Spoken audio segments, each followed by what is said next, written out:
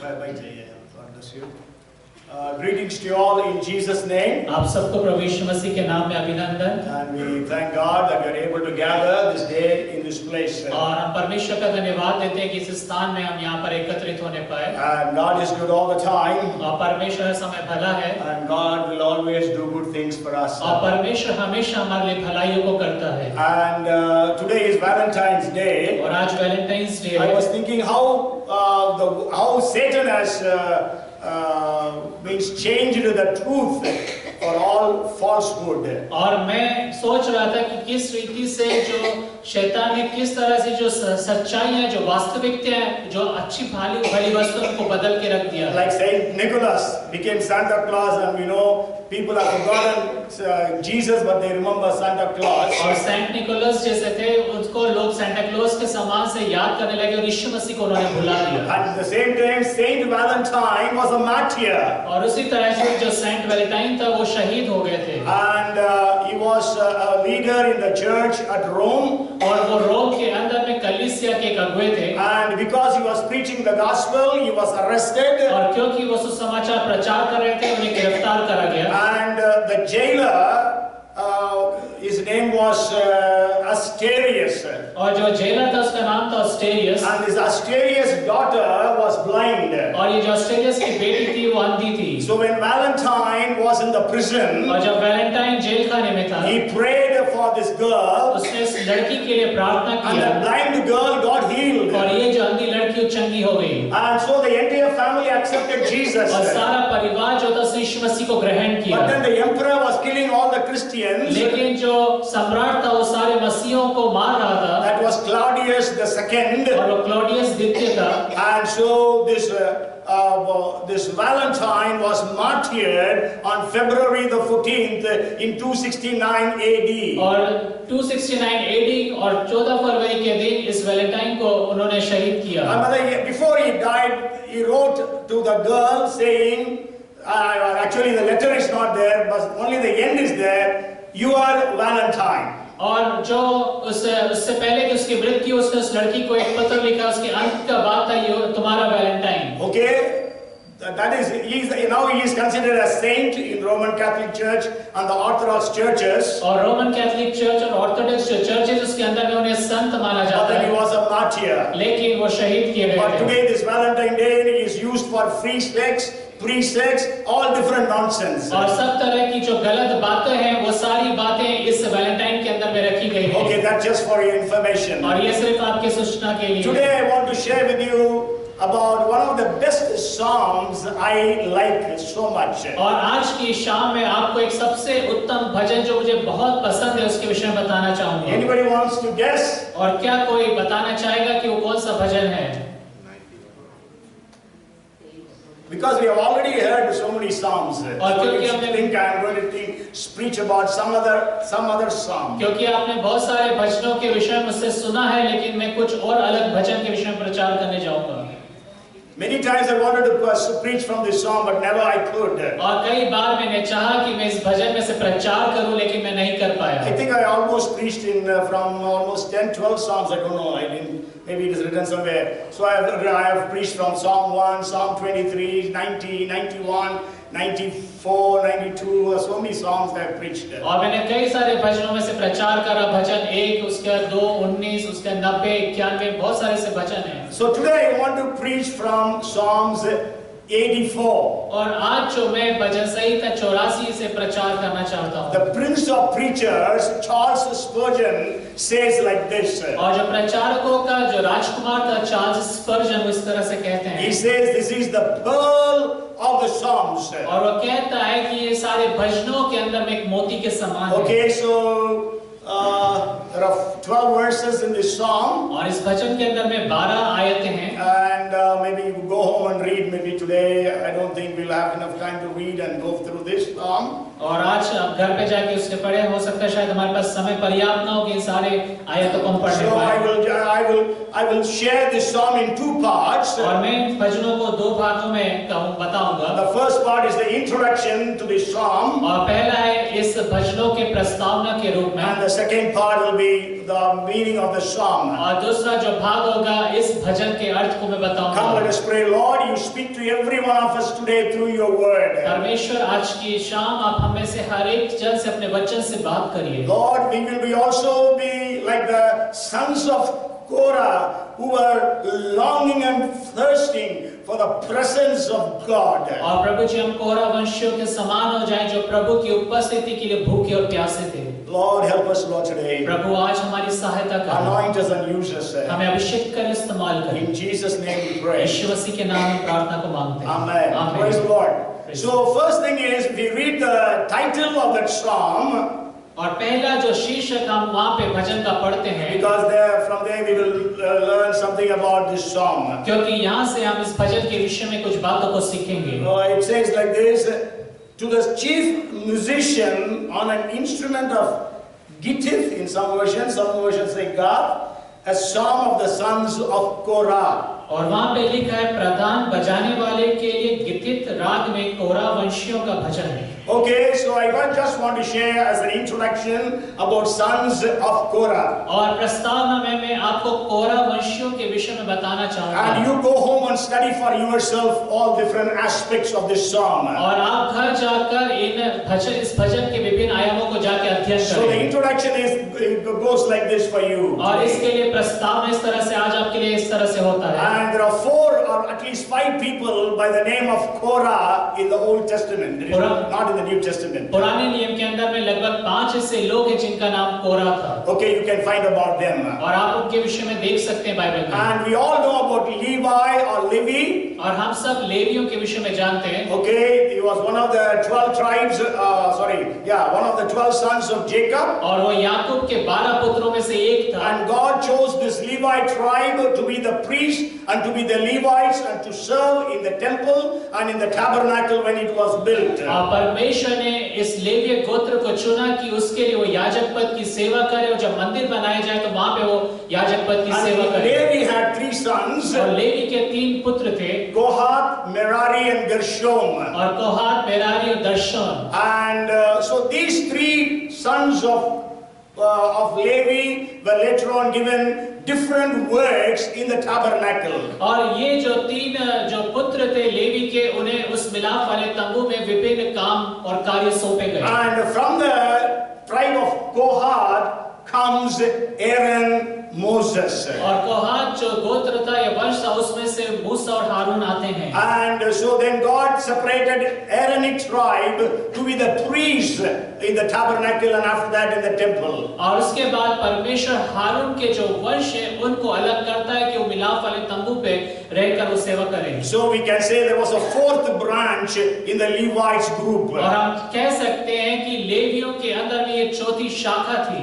Okay, so you can read about their different responsibilities in the book of Numbers, chapter 3 and chapter 4 as well. और जो विभिन्न उनको जो चीजें सौंपी गई थी, उनको जिम्मेदारियां सौंपी गई थी, वो गिनती की किताब में आप पढ़ सकते And the हैं। third point in this is Moses and Korah were first cousins. और जो पहली जो अगली बात जो बताना चाहता हूँ, मूसा और जो कोरा है वो आपस में एक सगे भाई तो नहीं थे लेकिन सौतेले भाई थे। Okay, नहीं सौतेले नहीं, they are cousins. और So cousins that थे। means both their fathers were brothers, real brothers. और उनके जो दोनों पिता थे वो वास्तविक भाई थे। Okay, so they were cousins. और वो कजिन्स थे। But then we know that Korah was jealous of Moses.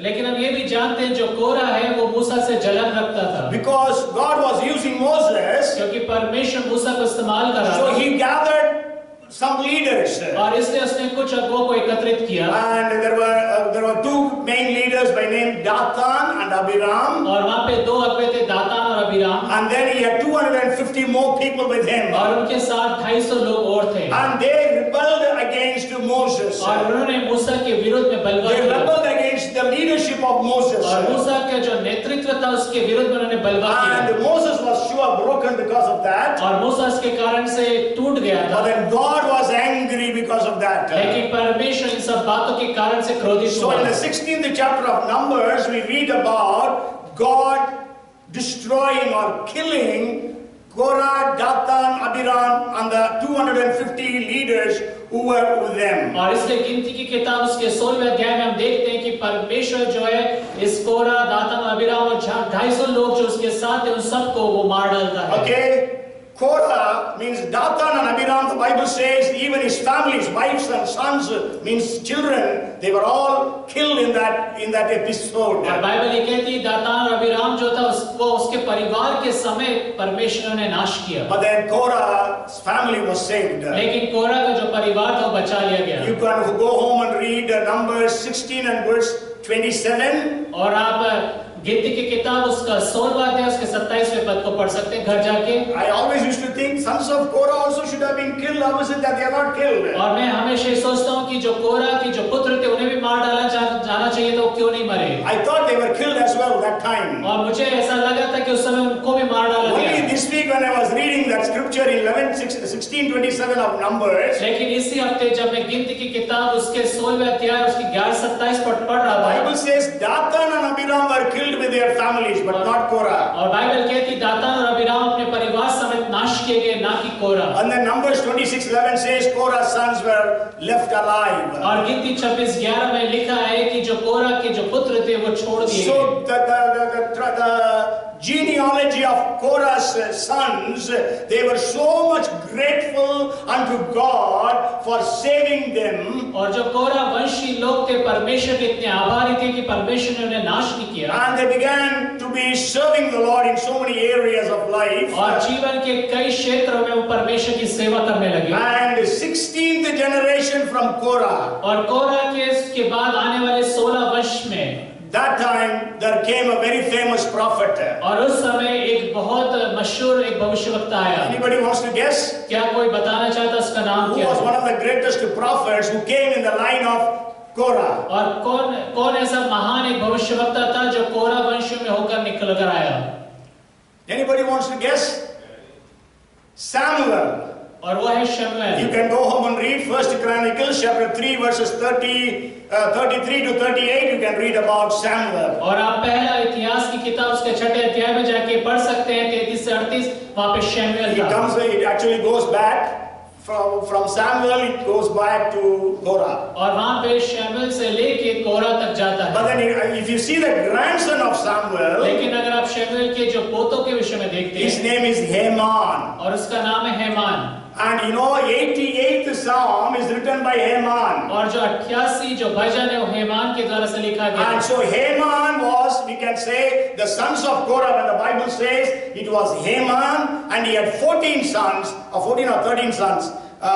So they are the sons of Korah who wrote the 10 Psalms plus 1 by Heman. और यहाँ पर हम देखते हैं हेमान जो है उसके 13 या 14 ऐसे बच्चे थे और वो कोरा वंशी थे और वहाँ पे उन्होंने 10 और ये एक जो भजन है वो भी लिखा। He had 14 sons. और उसके 14 लड़के थे। 1 Chronicles 25 and verse 5 says that. और पहला इतिहास उसका 25वां अध्याय उसका 5वां पद कहता So है। Heman was the grandson of Samuel. और जो हेमान है शमूएल का पोता था। And he had 14 sons, so they wrote 10 Psalms and Heman wrote 1 Psalm. और उसके 14 पुत्र थे और उन्होंने मिलकर 10 भजनों को लिखा और हेमान ने एक भजन को लिखा। So during David's time, और इसके दाऊद के समय they were important worship leaders in the tabernacle and the temple, we can say. और उस मिलाप वाले तंबू में वो परमेश्वर के लिए बहुत महत्वपूर्ण लोग थे जो आराधना में Means David appointed them as music leaders, और दाऊद ने उनको जो है संगीत के जो अगुवे हैं उसके तरह से नियुक्त किया था as worship leaders. और आराधना के अगुवों के रीति से नियुक्त किया था And so they wrote these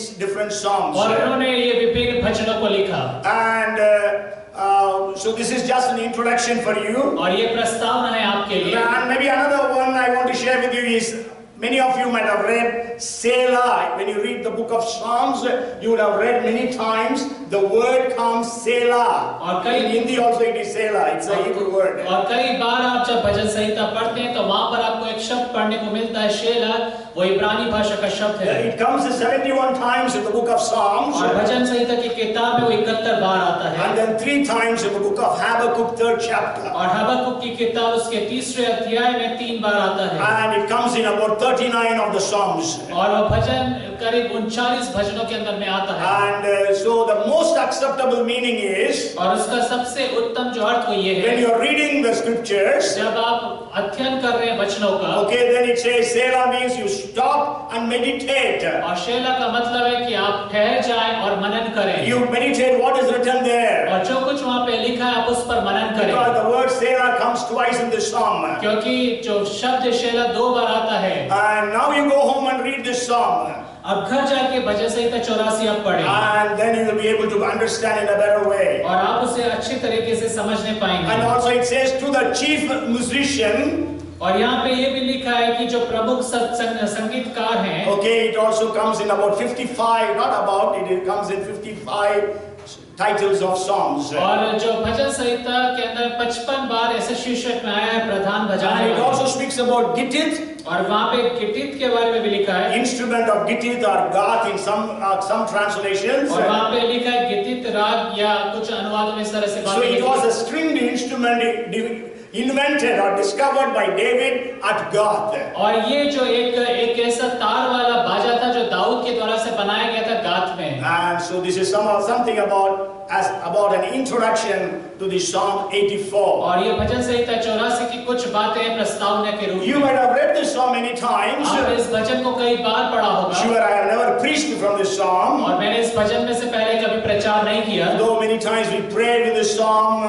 कई बार हम इस भजन में से वचनों को लेके प्रार्थना करते हैं। But when we study this psalm, we can see there are 7 different aspects in this psalm. और जब हम इस भजन का अध्ययन करते हैं तो हम इसके अंदर में 7 विभिन्न आयामों को देखते हैं। Okay, the first thing is this psalm speaks about a relationship with a living God. और पहली बात ये जो भजन है परमेश्वर के साथ एक संबंध को बताता है। He says, "My King, my God." और वो कहता है कि मेरा राजा मेरा He परमेश्वर। says, "Lord of hosts, Lord God of hosts." और वो कहता है सेनाओं के यहोवा। And even he says, "Lord God of hosts." और ये भी कहता है कि वो सेनाओं के यहोवा का परमेश्वर है। Okay, so you can see at least 8 different titles he gives about God. और परमेश्वर को 8 विभिन्न नामों से पुकारता है। So the first thing is we need to have a relationship with God to worship Him. और इससे पहली बात कि उसकी आराधना करने के लिए हमें चाहिए कि उसके साथ हमारा एक संबंध हो। And the second thing that he shares in this 84th Psalm, और दूसरी बात जो ये 84 भजन में वो कहता है, he gives at least 5 different names for the house of God. और वो परमेश्वर के भवन के लिए 5 विभिन्न नामों को देता है। In other words, he gives at least 5 different names for the presence of और God. दूसरे शब्दों में परमेश्वर की उपस्थिति के लिए वो 5 विभिन्न नामों को बताता I है। want you to search and find out for yourself. और मैं चाहता हूँ कि आप स्वयं अपने लिए इन बातों को खोजें। So okay, so do we know God's presence in all these different ways? और क्या हम इन विभिन्न तरीकों से परमेश्वर की उपस्थिति को जानते And the हैं? third thing that he shares in that psalm is और तीसरी बात जो इस भजन में बताता वो ये he's है, sharing about his desire, his heart's cry, his hunger, his thirst, his desire for God. और वो अपने हृदय की लालसा, अपने हृदय की जो प्यास है परमेश्वर को पाने के लिए उसके विषय में वर्णन कर रहा है। He describes his desire for God's presence in at least 10 different ways. और वो परमेश्वर की उपस्थिति की आशा 10 विभिन्न तरीकों से वहां पे समझा रहा है, He उल्लेख कर says, रहा है। "How lovely is your tabernacle, O Lord." और वो कहता है कि तेरे भवन कितना ही धन्य है। Okay, so how lovely, how beautiful, how glorious. और वो कितना सुंदर है, कितना अद्भुत है, कितना In the महिमा है। second verse he says, "My soul longs for your presence." और दूसरे पद में कहता है कि मैं तेरे आंगनों के अभिलाषा करते करते मूर्छित हो चला। Yes, Murchit, he says, I faint for your presence. और वो कहता है कि मैं तेरी उपस्थिति के लिए मूर्छित हो Today, you know, चला। when the young lovers, they long for one another, and maybe when they are not able to meet one another, they almost faint. और जब जवान प्रेमी होते हैं वो जब एक दूसरे से नहीं मिल पाते हैं तो एक दूसरे को पाने के लिए मूर्छित हो जाते हैं. And so you can read about all the 10 different things he says. और आप उन 10 विभिन्न बातों को पढ़ सकते हैं जो इसमें लिखी है. And we know the very famous verse, that is the 10th verse. और उसमें फिर बहुत सी मशहूर एक आयत है जो 10वां पद है. He says, for a day in your courts is better than 1,000 elsewhere. और वहाँ पे लिखा तेरे आंगनों में का एक दिन और कहीं के 1000 दिन से उत्तम है. And he says, I would rather be a doorkeeper in the house of my God than dwell in the tents of wickedness. और वो कहता है दुष्टों के डेरों में वास करने से अपने परमेश्वर के भवन की देवड़ी पर खड़ा रहना ही मुझे अधिक I भाता was है. going through the message version. और मैं मैसेज वर्जन में से जा रहा था. Many of you may know in English there is a version called message. और आप में से कुछ लोग जानते होंगे कि अंग्रेजी अनुवाद में एक और अनुवाद है जिसको मैसेज कहते हैं. And it is so beautiful, that 10th verse, I just want to read that. और वहाँ पे बहुत खूबसूरत उसे अनुवाद किया गया. 10वां पद मैं आपके लिए पढ़ना चाहता हूँ. One day spent in your house, this beautiful place of worship, beats thousands spent on Greek island beaches. और वो कहता है इस तरह से कि एक दिन तेरे भवन में बिताया गया जो है बहुत उत्तम है उन 1000 दिनों से जो यूनानी जो भवन है उसके अंदर में रहने से. Greek island beaches. और ग्रीक के जो आइलैंड बीचेस हैं. I would rather scrub floors in the house of my God than be honored as a guest in the palace of sin. और मैं परमेश्वर के भवन में पोछा लगाने को ज्यादा उत्तम बात को समझता हूँ बजाय किसी दुष्ट के भवन में रहने के द्वारा से. Okay, so that's all. There are about 10 different ways he reveals his desire, his hunger, his thirst for God. और वो यहाँ पे देखते हैं 10 विभिन्न तरीकों से परमेश्वर के लिए उसकी जो भूख प्यास है जो लालसा है उसके विषय में बताता है. What is our hunger and thirst for God today? आज मेरे और आपके जीवन में किस तरह की भूख और प्यास है परमेश्वर के लिए. 168 hours in a week. और एक हफ्ते में 168 घंटे होते हैं. And in that we are coming to the church for about 2.5 hours. और इसमें से हम सिर्फ 2 या 2.5 घंटे के लिए चर्च आते हैं. With how much of desire do we come to the church? लेकिन कितनी लालसा से भूख और प्यास से हम चर्च आते हैं. And what is our desire for God? हमारा परमेश्वर के लिए क्या इच्छा है? If you read the 3rd verse, अगर आप तीसरी आयत को पढ़ें, he says, even the sparrow has found a home and the swallow a nest for herself, where she may lay her egg. Even your altars, O Lord of hosts, my King and my God. और वहाँ पे लिखा है गौरैया ने अपना बसेरा और शुपा बेनी ने घोंसला बना लिया है जिसमें वो अपने बच्चे रखे हैं. Okay, so what does this mean here? और इसका अर्थ क्या है यहाँ पर? It shows the psalmist is so jealous that even the sparrows and swallows are able to live in God's house, but I am not able to live there. और वो कहता है बड़ी जलन से भर जाता है कि यहाँ तक कि गौरैया और शुपा बेनी भी परमेश्वर के भवन में रहने पा रहे लेकिन मैं ऐसा नहीं कर पा रहा हूँ. Okay, so that was his commitment to the house of God. और परमेश्वर के भवन के लिए ये उसका समर्पण था. Then the fourth thing in this psalm is there is prayer in this psalm. और चौथी बात जो इस भजन के अंदर में वो है प्रार्थना. 8th and 9th verses. 8 और 9 वचन. He says, O Lord of hosts, hear my prayer. Give ear, O God of Jacob. Selah, O God, behold our shield and look upon the face of the anointed. हे सेनाओं के परमेश्वर यहोवा मेरी प्रार्थना सुन. हे याकूब के परमेश्वर कान लगा. सेला. हे परमेश्वर हे हमारी ढाल दृष्टि कर और अपने अभिषिक्त का मुख दे. And then the 5th thing is there is a declaration in this psalm. और 5वीं बात इस भजन के अंदर में घोषणा है. Okay, that is for a day in your courts is better than 1,000 elsewhere. और वह तेरे आंगनों में का एक दिन और कहीं के 1000 दिनों से उत्तम है. And he says, I want to be a doorkeeper in your house. और वो कहता है कि मुझे तेरे भवन की देवड़ी पर खड़ा रहना अधिक भावता है. Why he says a doorkeeper? और क्यों वो कहता है कि वो दरबान है? Even I think 1 Chronicles 21st chapter, 25th chapter, David distributed the job of doorkeepers to the tribes to the Levites only, to some of the groups. और पहला इतिहास के 25वें अध्याय में हम देखते हैं दाऊद जो है द्वारपालों का जो जिम्मेदारी है वो लेवियों को सौंपता है. And why he is saying, I want to be a और doorkeeper?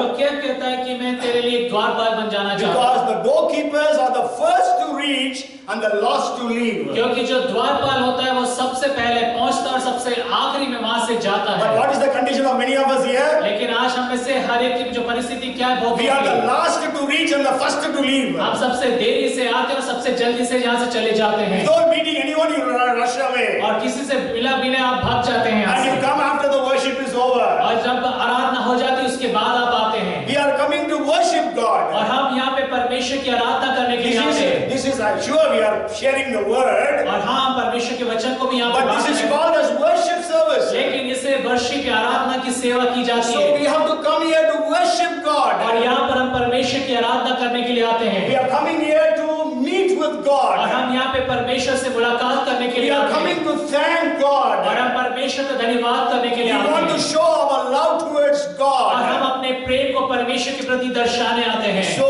then we must be always there on time. और इसलिए हमेशा हम वहाँ पे समय पे रहें। Okay, so you wanted to be the first to enter in and the last to get out. और आपको होना चाहिए कि आप सबसे पहले आए और सबसे आखिरी में यहाँ से वापस And that's लौटें। why he says, I want to be a doorkeeper in the house of the Lord. और इसलिए वो कहता है कि मैं परमेश्वर के भवन में एक द्वारपाल बन जाना Then the चाहता हूँ। sixth thing in this psalm is there are many promises in this psalm. और छठी बात जो इस भजन के अंदर में देखते हैं कि बहुत सारी प्रतिज्ञाएं दी गई हैं। You know, he says, as they pass through the valley of Baca, the valley of weeping, they make it a spring, and 7th verse like that. और वहाँ पे लिखा है जब रोने की तराई में जाते हुए उसको सोतों का स्थान बनाते हैं। Okay, then the 11th verse is a very good promise. और 11वां जो पद है बहुत खूबसूरत एक प्रतिज्ञा Where it है। says, for the Lord God is a sun and shield, he gives grace and glory, and no good thing will he withhold from those who walk uprightly. क्योंकि यहोवा परमेश्वर सूर्य और ढाल है, यहोवा अनुग्रह करेगा और महिमा देगा और जो लोग खरी चाल चलते हैं उनसे वो कोई अच्छी वस्तु रखना छोड़ेगा। So these are the 6 things. 7 things is there, 7th only I am going to preach. These are the 6 things where you can meditate and study after going home. और ये 7 बातों में से 6 बातें जो मैंने आपको बताई, आप घर जाएं, मनन करें, अध्ययन करें। 7वीं बात से आज की शाम में आपके बीच में प्रचार करूंगा। Consider how is our relationship with God. और देखें, जांचें आपका संबंध परमेश्वर के साथ कैसा है And how we respect the house of God. और परमेश्वर के भवन का हम किस तरह से आदर करते What is हैं। our longing for God and His house? परमेश्वर और उसके घर के लिए हमारी क्या लालसाएं Our हैं, prayers, हमारी प्रार्थनाएं, our declarations, हमारी घोषणाएं and the promises of God. और परमेश्वर की प्रतिज्ञाएं। And the 7th aspect in this script, in this Psalm 84, और इस भजन 84 के अंदर में जो 7वां आयम है, he writes 3 times, blessed, blessed, blessed. और वो 3 बार यहाँ पे लिखता है धन्य धन्य धन्य। And he gives 4 points in that. और उसके अंदर में वो 4 बिंदुओं को बताता He's है saying there are 4 groups of people who are blessed. और वो कहता है 4 किस्म के लोग हैं जो धन्य हैं, आशीषित You know, हैं। God wants us to be blessed. और परमेश्वर चाहता है कि हम आशीषित हो जाएं। Every one of us sitting here, everyone who is outside, God wants, as a creator, He wants everyone to be blessed. और जितने भी लोग यहाँ पर बैठे हुए, जितने भी लोग बाहर हैं, जो सृष्टिकर्ता परमेश्वर वो चाहता है कि हम में से हर एक जन आशीषित When हो God जाए। created Adam and Eve, He blessed them. जब परमेश्वर ने आदम और हवा को रचा तब परमेश्वर ने आशीषित He करा said, be fruitful and multiply and fill the earth. और उसने कहा कि फलो फूलो और पृथ्वी भर में फैल जाओ। Then we know the humanity went away from God. लेकिन हम जानते हैं कि जो मानव जाति परमेश्वर से दूर हो And there गई is a very sad verse in the 6th chapter of Genesis. और उत्पत्ति की किताब उसके 6ठे अध्याय में बहुत दुखद एक वचन है। God repented for creating human beings. परमेश्वर मनुष्य को बनाने से पछताया। And then we know there was the flood and God saved Noah and his family. और फिर हम जानते हैं कि एक बड़ी बाढ़ आई और परमेश्वर ने उसमें से नूह और उसके परिवार को And बचाया। again Noah, God blessed Noah and his family in the same way as He blessed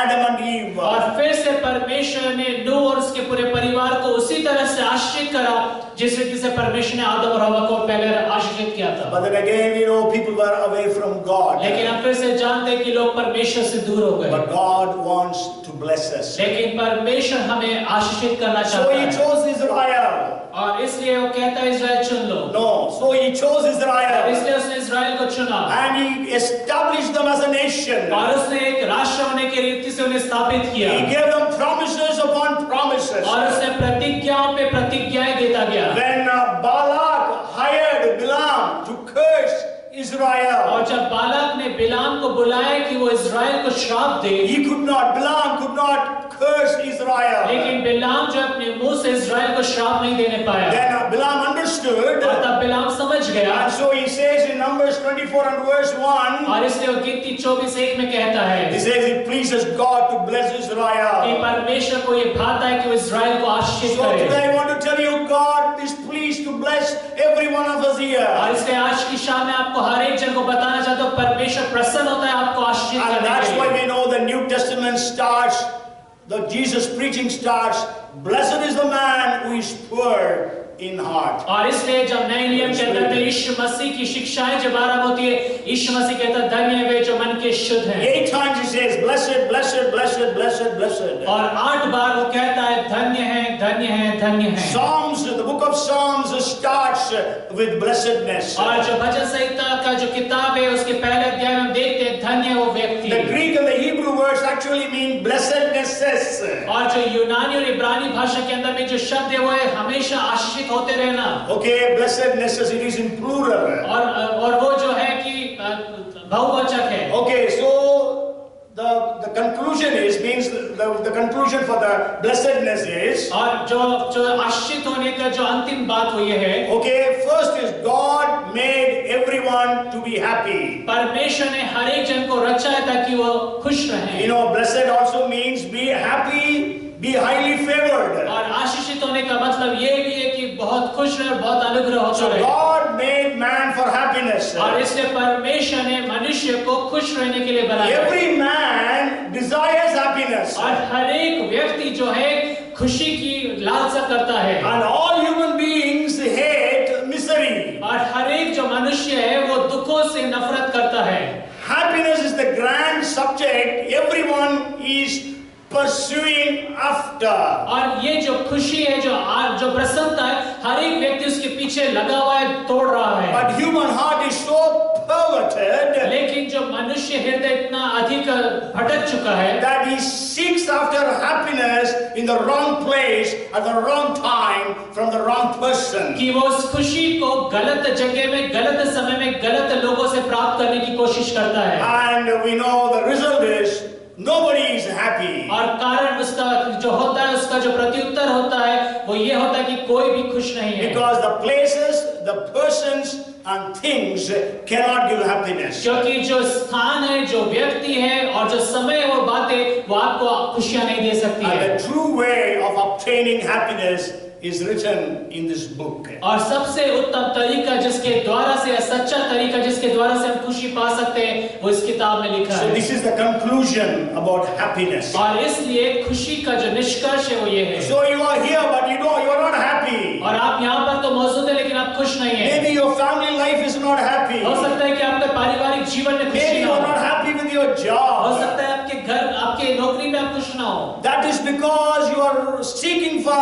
happiness in the wrong place, in the wrong person and in the wrong things. और वो इसलिए हो सकता है कि आप एक गलत स्थान में गलत व्यक्ति में और गलत बातों के लिए खुशी को ढूंढ रहे The हो। happiness is available only in Jesus. और जो खुशी है आनंद जो है सिर्फ यीशु मसीह में उपलब्ध है। Because Jesus only could say, all you labor and are heavy laden, you come unto me, I will give you rest. क्योंकि यीशु मसीह सिर्फ इस बात को कहने पाए है बहुत से दबे और थके हुए लोगों मेरे पास आओ मैं तुम्हें विश्राम दूंगा। Only Jesus could say, I give you my peace, not as the world gives. सिर्फ सिर्फ यीशु ही इस बात को कहने पाया कि मैं अपनी शांति तुम्हें देता हूँ, वो शांति जो संसार तुम्हें नहीं दे So सकता। come to Jesus to receive this true happiness and joy and peace. और इसलिए यीशु मसीह के पास आ जाएं ताकि आप ये सच्चे आनंद, खुशी को और शांति को प्राप्त कर Now we सकें। will see the 4 blessednesses in Psalms 84. और इसलिए भजन 84 के अंदर में हम 4 धन्य बातों को देखेंगे। The first thing is in 84 and verse 4 we read, "Blessed are those who dwell in your house, they will still be praising you."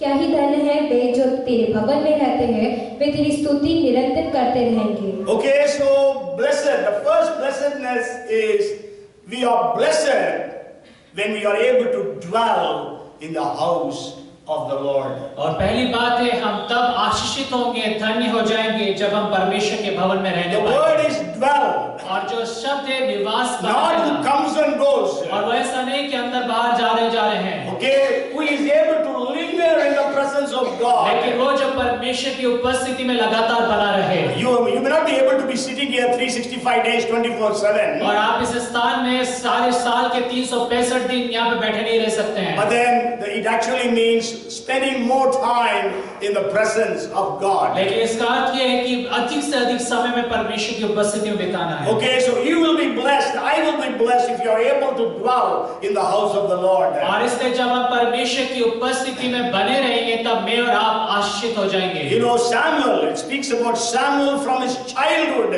He was in the house of the Lord. और हम शमूएल के विषय में जानते हैं कि अपने बचपन से ही वो परमेश्वर के भवन में था। David was a blessed person because he was able to dwell and worship the Lord in his presence. और दाऊद एक आशीषित व्यक्ति इसलिए था क्योंकि वो परमेश्वर की उपस्थिति में बना रहता था। It speaks about the widow Anna in the New Testament.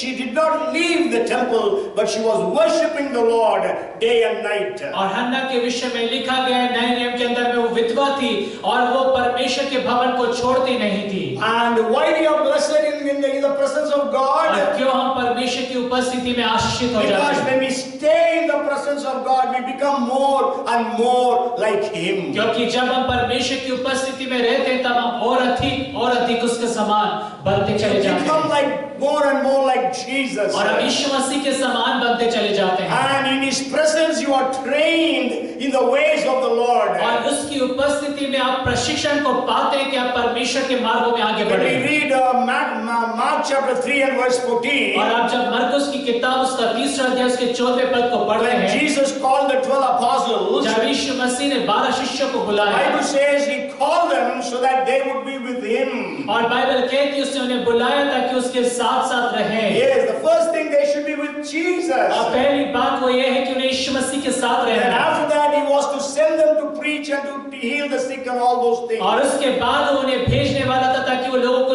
चंगाई दे और उनके लिए प्रार्थना करे। And that's why in 4:13 of और Acts, इसलिए प्रेरितों के काम 4:39 में पढ़ते हैं when the Jewish leaders were amazed to see the boldness with which Peter and John were preaching, and they were just ordinary illiterate people, they were amazed, and then it says they understood that they were with Jesus. और वो देखते यरूशलेम के अंदर में अगुवे जब पतरस और यूहन्ना को देखते कि कितनी हियाव और दृढ़ता से परमेश्वर के वचन को सुना रहे तब वो जान नहीं पाए कि वो यीशु मसीह के साथ थे। Okay, so we are in the presence of the Lord so that we will be able to be trained in the ways of the Lord. और इसलिए हम परमेश्वर की उपस्थिति में इसलिए हैं ताकि हम परमेश्वर से प्रशिक्षण पाते चले जाएं उसके मार्गों When में। we read Ezekiel 33rd chapter, और जब आप यहेजकेल नबी की किताब उसका 33वां अध्याय पढ़ते you हैं can go home and read from verses 1 to 20. और आप घर जाके 1 से लेके 20 पद तक There पढ़ it सकते हैं। says that we are in the temple of the Lord so that we can receive instructions from God. और वहाँ पे लिखा है कि हम परमेश्वर के भवन में इसलिए कि हम परमेश्वर से निर्देश प्राप्त कर We सकें will be able to hear from God and speak to people. और हम परमेश्वर से उसकी बातों को सुन सके और लोगों को हम बता सके। So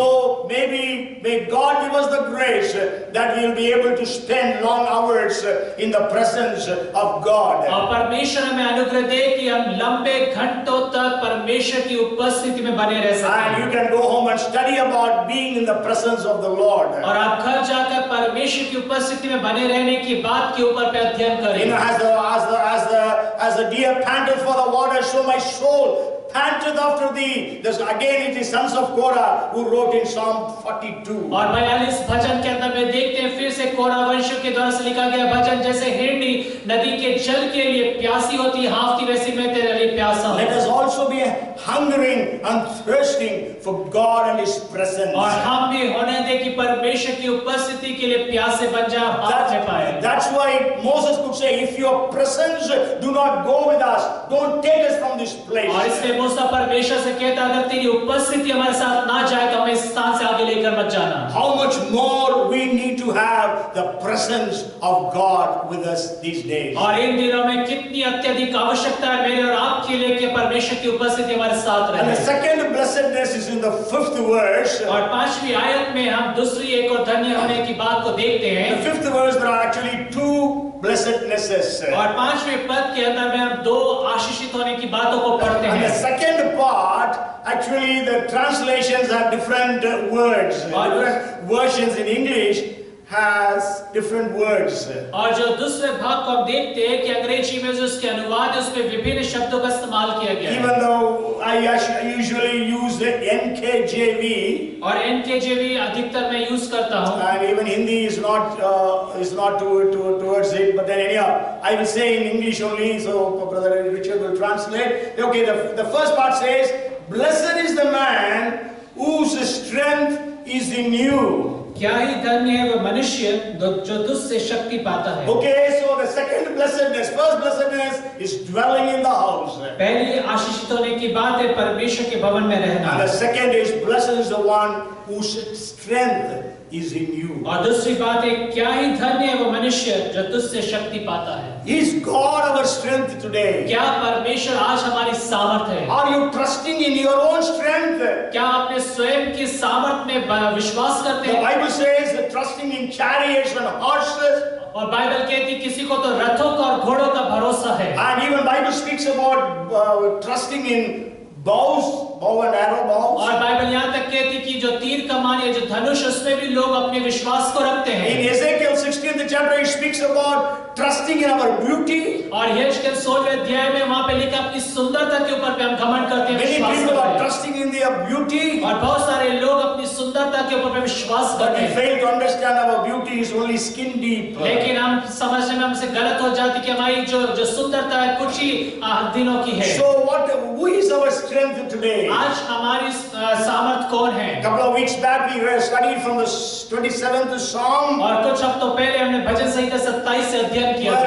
The first verse says, "The Lord is the strength of my life, of whom shall I be afraid?" और यहोवा परमेश्वर मेरे जीवन का बल है, मैं किससे भय खाऊं? Okay, the joy of the Lord is my strength. और परमेश्वर का जो आनंद है मेरा बल है। And Paul says in Philippians 4:13, I am able to do all things by Christ who strengthens me. और फिलिप्पियों 4:13 में पौलुस कहता है जो मुझे सामर्थ्य देता है मैं उसमें सब कुछ कर सकता Are you हूं। weak today? आज क्या आप कमजोर हैं? Are you sick today? क्या आज आप बीमार हैं? Because of which you are not able to do many things that you need to do. और जिसके कारण से बहुत सारी चीजें जो आप कर सकते थे नहीं कर पा रहे हैं। And receive the strength from God. परमेश्वर से सामर्थ प्राप्त God करें। told Paul, परमेश्वर ने पौलुस से कहा in your strength in your weakness my strength will be manifested. और वो कहता है कि मेरी जो कमजोरी उसमें परमेश्वर की सामर्थ सिद्ध होती चली God जाती है। actually told Paul, और परमेश्वर पौलुस से कहता है in your weakness my strength will be manifested. कि तेरी निर्बलता में जो मेरी सामर्थ है वो प्रकट होगी। And also God said, my grace is sufficient for you. और परमेश्वर ये भी कहता है कि मेरा अनुग्रह तेरे लिए काफी है। You know, when Caleb was 85 years of age, और जब कालेब 85 वर्ष का हो गया, he says, I have the same strength that I had when I was 40 years of age, when Moses sent me to spy. और वो कहता है कि मेरे में अभी भी वही सामर्थ्य है जो 40 वर्ष की उम्र में था जब मूसा ने मुझे भेद लेने के लिए भेजा था। That's what we read in Joshua chapter 14 verses 10 and 11. और यही बात हम यहोशू की किताब उसके 14वें अध्याय उसके 10 और 11 पद में पढ़ते हैं। And you know, it speaks about Moses. और वो मूसा के विषय में बताता है। Deuteronomy chapter 34 and verse 7. व्यवस्था विवरण उसका 34वां अध्याय उसका 7वां पद। Moses was 120 years old when he died. His eyes were not dim, nor his natural vigor diminished. मूसा अपनी मृत्यु के समय 120 वर्ष का था, परंतु ना तो उसकी आंखें धुंधली पड़ी और न उसका पौरुष घटा था। Okay, so that was the the strength that God gave him. और ये सामर्थ्य जो परमेश्वर ने उसे दिया, If God gave strength to Caleb and to Moses, will He not give you and me? और अगर परमेश्वर ने कालेब और मूसा को सामर्थ्य दिया तो क्या मुझे और आपको नहीं In देगा? old age, we will be fruitful and full of sap and substance. That is what Bible says in Psalms 92:14. और बाइबल भजन संहिता 92 उसके 4वें पद में बाइबल कहती है कि वृद्धावस्था में परमेश्वर की सामर्थ हमारे जीवन में होने पाएगी और हम फलते रहेंगे, रस भरे और लहलहाते रहेंगे। Okay, so that is the promise. These are the promises of God. और ये परमेश्वर की प्रतिज्ञाएं हैं। So are we trying to help receive strength from our own things, our own activities? क्या हमारे खुद के क्रियाकलापों अपनी कुव्वत के अंदर में हम सामर्थ को प्राप्त करने की Even the कोशिश Bible करते हैं? says in Nehemiah 9:21 that their feet did not swell when they were 40 years in the wilderness. और नहमीया 9:21 में बाइबल कहती है कि जब वो 40 साल उस मरुस्थल में और जंगल में घूम रहे थे, उनके जो पैर थे वो सूजे नहीं। Even Psalms 105 verse 37, the latter part says, none of the tribes none of them were weak or sick. It says in 105 and verse 37. और भजन संहिता 105 उसके 37 में भी बाइबल कहती है कि उनमें से कोई भी निर्बल ना था। Okay, so let us also believe when they were redeemed by the blood of the Passover lamb, when they were not weak and feeble, why we are redeemed by the blood of Jesus Christ of Nazareth, why should we be weak and sick? और जब वो फसह के मेमने के द्वारा से वहां से छुड़ाए गए और वो कभी भी कमजोर ना पड़े ना निर्बल हुए, तो फिर हम जो मसीह के लहू के द्वारा से छुड़ाए गए, हम क्यों निर्बल रहे? So let us receive strength from God. और इसलिए परमेश्वर से सामर्थ प्राप्त करें। That's why he says, blessed is the man whose strength is in you. और इसलिए वो कहता है धन्य वो व्यक्ति जो तुझसे शक्ति पाता है। That's why Bible also says, whoever is weak, let him say, I am strong. और इसलिए बाइबल कहती निर्बल कहे मैं हूँ बलवान। Okay, may God help every one of us to have the strength from the Lord. और परमेश्वर में से हर एक जन की सहायता करे कि हम कह सके कि हम परमेश्वर से सामर्थ पाते हैं। You know, the Bible says in Numbers 24th chapter that the people of Israel had the strength of a wild ox. और जो गिनती उसके 24वें अध्याय में हम पढ़ते हैं कि जो परमेश्वर के लोग हैं उनके अंदर में जंगली सांड का सा सामर्थ्य था। Okay, so let us have that strength. और हम भी वही सामर्थ्य को रखें। And when the Holy Spirit comes, we shall receive power. और जब पवित्र आत्मा आएगा तब हम सामर्थ पाएंगे। And then the second part of the 5th verse. और उसके बाद 5वें अध्याय के दूसरे भाग में हम देखते हैं Blessed is the man whose heart is set on pilgrimage. और वहाँ पे इस तरह से अनुवाद में वह धन्य वो व्यक्ति जो अपने हृदय को उस तीर्थ स्थान या उस यात्री अपना जो ध्यान है उस सड़क या उस मार्ग पे लगाता है। Okay, so we have to understand as believers, we are all pilgrims or we are all travelers in this world. और एक विश्वासी होने के नाते से इस संसार के अंदर में हम यात्रा कर रहे हैं। If you read Hebrews chapter 11 and verse 13, अगर आप इब्रानी की किताब उसका 11वां अध्याय 13वां पद पढ़ेंगे, and it speaks about Abraham, Isaac and Jacob. और वहाँ पे अब्राहम, इसहाक और याकूब के विषय में लिखता है। These all died in faith, not having received the promises, but having seen them afar off, were assured of them, embraced them, and confessed that they were strangers and pilgrims on the earth. ये सब विश्वास ही की दशा में मरे और उन्होंने प्रतिज्ञा हुई वस्तुएं नहीं पाई, पर उन्हें दूर से देखकर आनंदित हुए और मान लिया कि हम पृथ्वी पर परदेशी और बाहरी हैं। परदेशी और बाहरी है। बाहरी, okay. Okay, so we are here. It says they were strangers and pilgrims. और यहाँ पे लिखा है कि वो परदेशी और बाहरी या यात्रा में हैं। We have to understand this world does not belong to us. हमें इस बात को समझना है कि ये संसार हमारे लिए नहीं है। Maybe some of you may remember. आप में से कुछ लोगों को स्मरण होगा। I have taken a Bible study from the book of Hebrews, the 11th chapter. और मैंने इब्रानियों 11वें अध्याय से एक बाइबल अध्ययन किया था। And speaking about what is Christian faith. और इस विषय में बता रहा था कि मसीह विश्वास क्या है। Anybody remembers the 4 points I have given? या किसी को याद है वो 4 बातें जो मैंने बताई थी? Anybody remembers 4 P's? I gave you 4 P's. और 4 P अंग्रेजी भाषा में मैंने बताया था। Nobody remembers. Very sad. Nobody. Oh, I have preached it in some. Yeah, I have preached it in few places. That time Dolly used to say, "Why are you preaching the same sermon?" और मैंने कई जगह इस वचन को प्रचार को दोहराया और जो सिस्टर डॉली मुझसे कह रही थी क्यों बार-बार आप इस वचन को दोहरा रहे हैं? But now nobody knows. That's why I always quote 2 Timothy 2nd chapter and the 2nd verse. और इसलिए हमेशा दूसरा तीमुथियुस दूसरा अध्याय और दूसरा पद. Whatever you hear from me in the presence of many testimonies, many witnesses, give to somebody who will be able to share with others also. और जो बातें तूने बहुत से गवाहों के सामने मुझसे सुनी है उन्हें विश्वासी मनुष्य को सौंप दे जो दूसरों को भी सिखाने के योग्य हो. So okay, the second point I shared in that is faith is a pilgrimage. और दूसरी बात जो मैंने उसमें बताई थी कि जो विश्वास है वो यात्रा के विषय में है. Okay, so if you are a believer, our life is a life of pilgrimage. अगर आप एक विश्वासी हैं तो आपका जो जीवन है यात्रा का जीवन है. That's what he shares from verse 8 to about 25th verse. और वही 8 से लेकर 25वें पद तक है वहाँ पर. 11th chapter. 11वें अध्याय इब्रानी. Then he speaks about faith is powerful. और उसके बाद विश्वास जो सामर्थी है. Then again he speaks about faith endures persecution. और फिर इसके बाद ये भी है कि जो विश्वास है दुखों में सह लेता है. Okay, so we have to go through persecution. और हमें उस दुखों में से होकर गुजरना है. And then the first thing is faith is progressive. और पहली जो चीज है जो विश्वास लगातार बढ़ता चला जाता है. Okay, so that is faith according to the Bible. और बाइबल के अनुसार ये विश्वास है. Okay, so you cannot say, oh, God saved Paul and Silas when they were put in prison. I am in prison. Why can't God save me?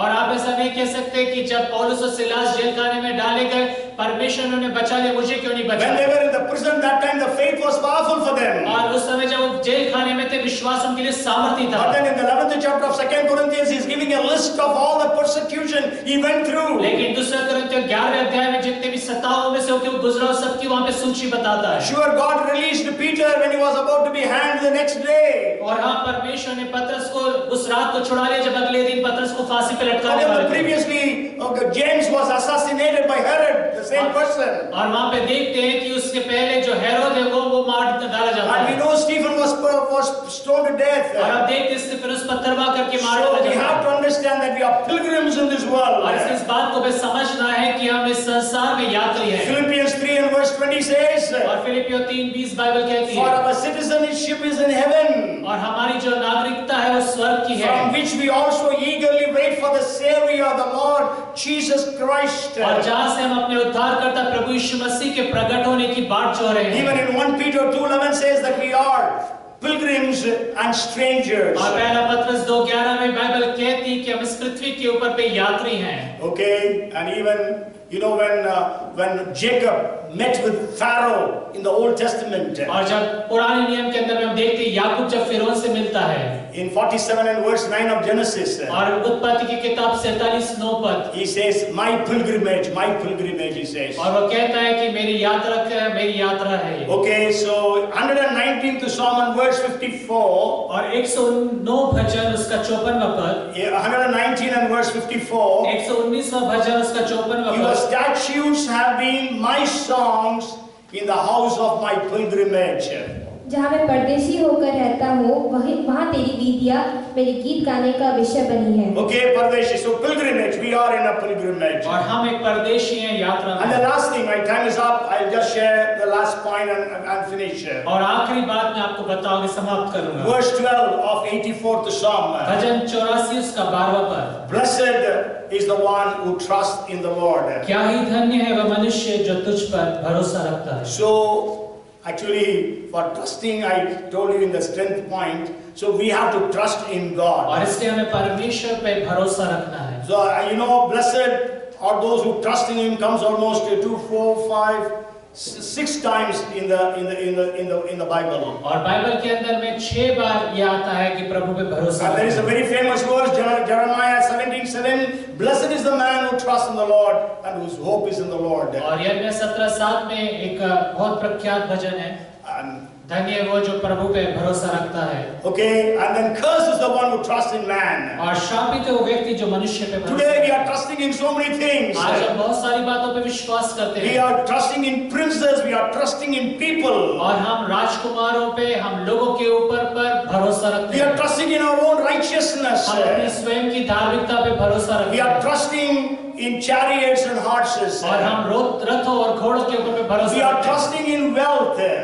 हम अपने धन संपत्ति पे भरोसा But रखते let हैं, our trust be upon God. लेकिन हमारा भरोसा परमेश्वर पर होना You चाहिए। know, baby trusts the mother. Baby trusts the और जो mother. एक छोटा बच्चा होता है वो अपनी माँ पे भरोसा रखता Then है growing child trusts upon the parents, और जब वो बच्चा बढ़ने लगता है तो अपने माता पिता पे भरोसा रखता है upon the siblings. और जो उसके भाई बहन है उन पे भरोसा रखता But है। then we know so many mothers leave the children and go. लेकिन बहुत सारी माएं हैं जो अपने बच्चों को छोड़कर चली Nowadays जाती we हैं। read about parents killing their own children and killing themselves. और आजकल के दिनों में हम पढ़ते हैं कि किस तरह से माँ बाप अपने बच्चों की हत्या करते हैं और फिर स्वयं को ही मार When डालते we हैं। go to your doctor, we trust the doctor. और जब हम डॉक्टर के पास जाते तब उस पर भरोसा करते When we हैं are traveling in a bus, we are trusting the driver.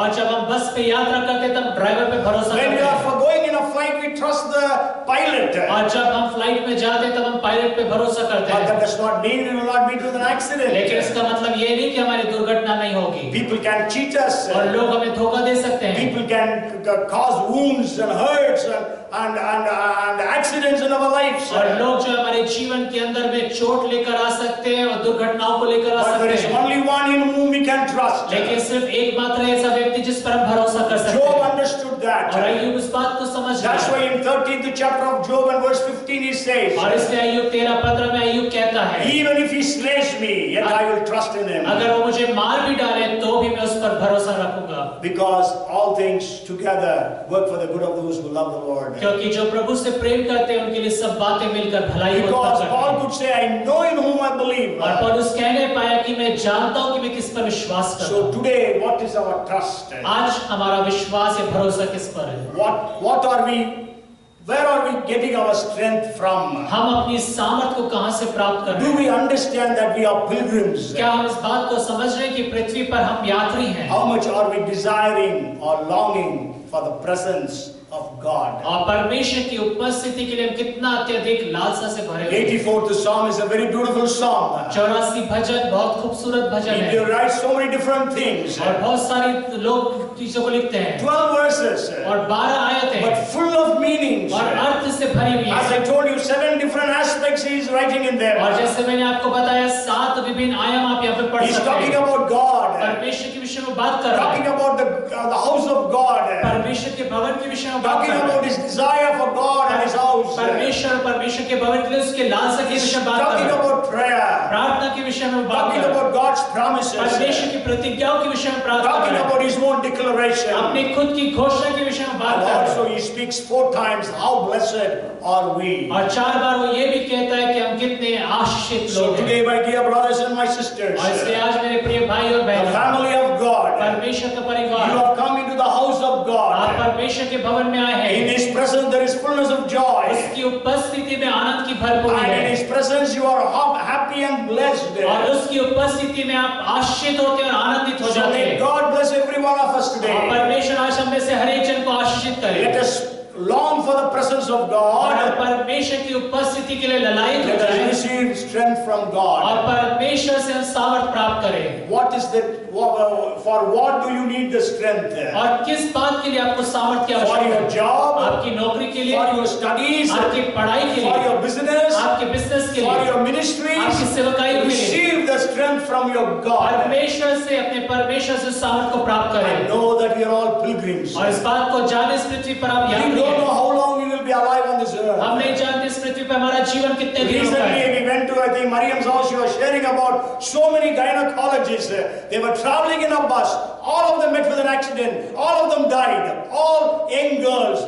Not married, some were married. और हाल ही में मरियम के घर गए, वहां पे वो बता रही थी एक समाचार कि किस रीति से एक बस के अंदर में कई ऐसे गायनेकोलॉजिस्ट थी जो जिनकी मृत्यु हो गई दुर्घटना के कारण। Okay, so we don't know how long we will live. हम नहीं जानते कि हम कितने साल इस पृथ्वी पर Earlier, रहेंगे। sure, I used to say believers will not meet with accidents. पहले लोग ऐसे कहा करते थे कि विश्वासियों के साथ कोई दुर्घटना नहीं But घटेगी, today I hear about so many pastors meeting with accidents and dying. लेकिन आज के दिनों में बहुत सारे ऐसे समाचार मुझे मिलते हैं जहाँ पे पास्टर्स की दुर्घटना में मृत्यु हो गई। So we are pilgrims, we have to understand. और हमें समझना है कि हम यात्री के जीवन I में हैं। remember there was one brother by Shankar in Tamil Nadu. और मुझे स्मरण है शंकर नाम के एक भाई थे तमिलनाडु Just में 30 plus years. और 30 साल के God लगभग थे। mightily used him. परमेश्वर ने बड़े सामर्थ में इस्तेमाल He किया was second in number after Dinakaran those days. और उन दिनों में दिनकरण के बिल्कुल बाद में थे वो। There was a national truck strike. और वहाँ पर एक नेशनल ट्रक स्ट्राइक हुआ And they were traveling from Trichy to Madurai. They lived in Madurai. और वो मदुराई में रहते थे इसलिए वो त्रिची से मदुराई के लिए यात्रा कर रहे थे। One truck came from somewhere लेकिन एक ट्रक पता नहीं कहाँ से आया and came and hit them on the head on. और उन्हें सामने से टक्कर मारी So this Shankar and the driver, they got struck in the van. और ये जो शंकर और ये जो ड्राइवर है वो वैन में फंस गए His wife and his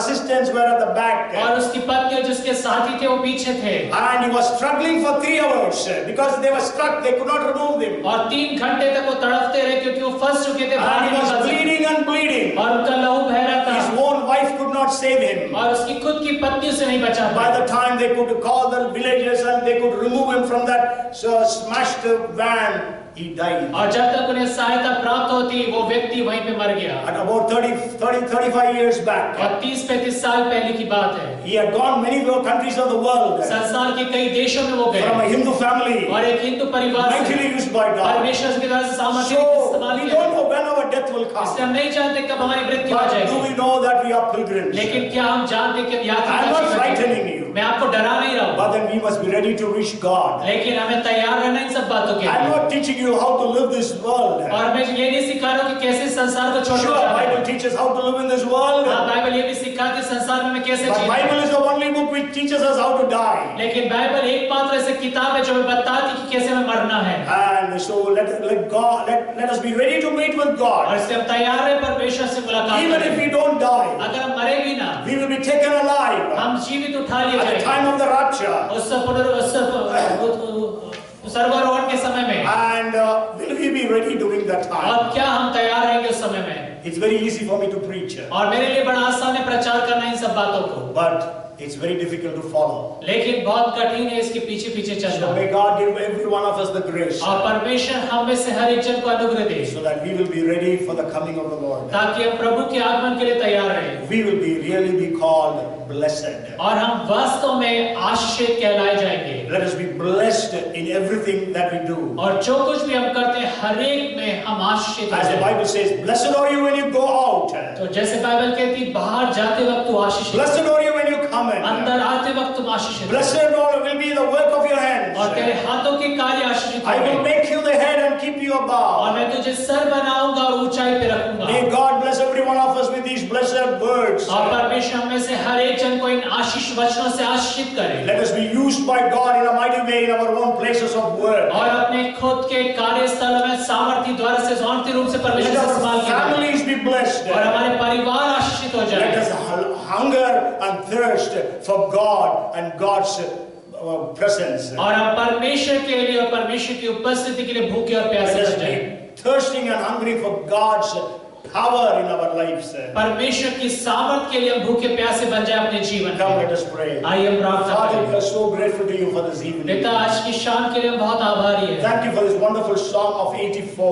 और धन्यवाद इस अद्भुत भजन 84 Thank के you, Lord, for लिए the revelations you have given us. धन्यवाद प्रकाशन जो आपने में दिए Help us to understand even in a better way. हमारी सहायता करिए कि हम उसे और बेहतर समझ You सकें want us to be blessed. आप चाहते हैं कि हम आशीषित हो Help जाएं every one of us to be blessed. हम में से हर एक जन की सहायता करें कि हम आशीषित हो जाएं Oh, we are blessed to be in the presence of God. प्रभु की उपस्थिति में हम आशीषित हैं We are blessed to receive strength from God. आपसे सामर्थ पाने में हम आशीषित We are हैं blessed because we are pilgrims in this world. हम आशीषित हैं क्योंकि हम इस पृथ्वी पर यात्री We are हैं blessed because we know in whom we trust. We हम आशीषित हैं क्योंकि हम जानते हैं हमने किस पे भरोसा trust in किया the Lord God of hosts. और हमने सेनाओं के यहोवा परमेश्वर पर भरोसा करा We give you all the glory and honor. हम आपको सारा आदर और महिमा देते Let हैं your blessings flow in everyone's life. और आपकी आशीषें हम में से हर एक के जीवन में बहने We पाए thank you and we praise हम you. आपका धन्यवाद देते स्तुति करते In हैं Jesus' name we pray. यीशु मसीह के नाम से And प्रार्थना everyone shout, और हर एक जन चिल्लाए